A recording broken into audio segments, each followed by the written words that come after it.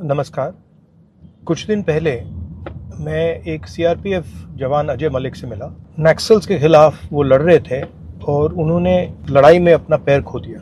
मैं उनसे मिला, परिवार से मिला, बहुत कॉन्फिडेंट थे, होप नहीं हारे थे, लड़ना चाह रहे थे। मतलब एक पैर नहीं था तब भी वो जाकर देश के लिए लड़ना चाह रहे थे। और उन्होंने एक शिकायत की।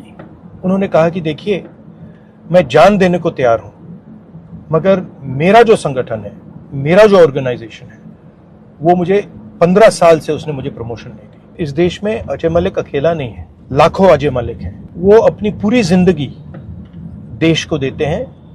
वो सेंट्रल पैरामिलिट्री फोर्सेस के लिए काम करते हैं, शहीद होते हैं, डिसेबल होते हैं, मगर उनके जो संगठन है,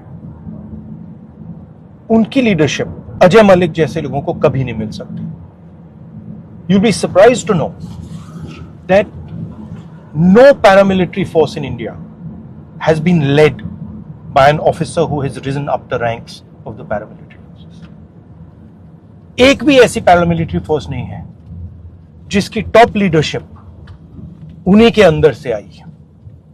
टॉप लीडरशिप पैरामिलिट्री फोर्सेस पर इंपोज की जाती है। ये बिल्कुल गलत है। Why is it wrong? Because paramilitary forces have certain skills, certain understandings.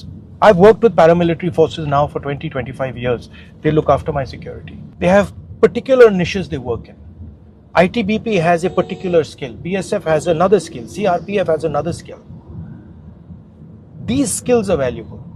इनका जो अभ्यास है, ये सबसे जरूरी चीज है।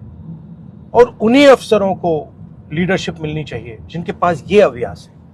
अगर आप बाहर से किसी को ऑर्गेनाइजेशन के ऊपर डालोगे, उसे ऑर्गेनाइजेशन की जो आत्मा है वो नहीं समझ आएगी।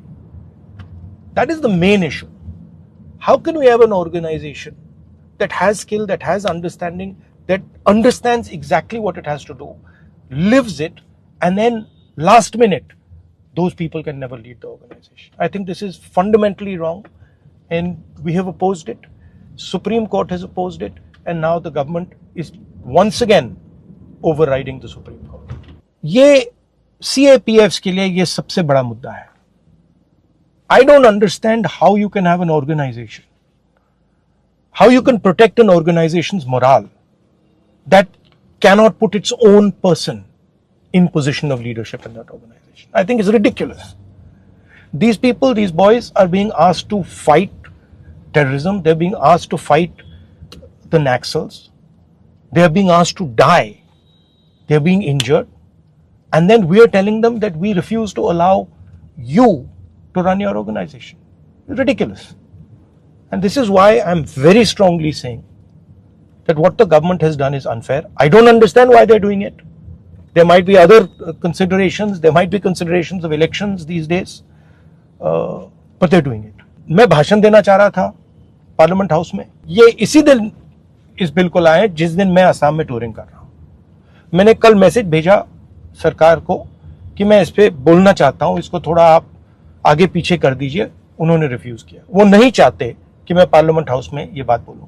मगर मैं सीआरपीएफ, बीएसएफ, आईटीबीपी, सीआईएसएफ, सारी की सारी पैरामिलिट्री फोर्सेस को बताना चाहता हूं कि मैं और कांग्रेस पार्टी आपके साथ खड़े हैं और आपको न्याय मिलना चाहिए। हमारी सरकार आएगी तो हम आपको न्याय देंगे 100%। We are extremely proud of you, we love you, we love your families, you protect the nation. Thank you very much, we are going to protect you.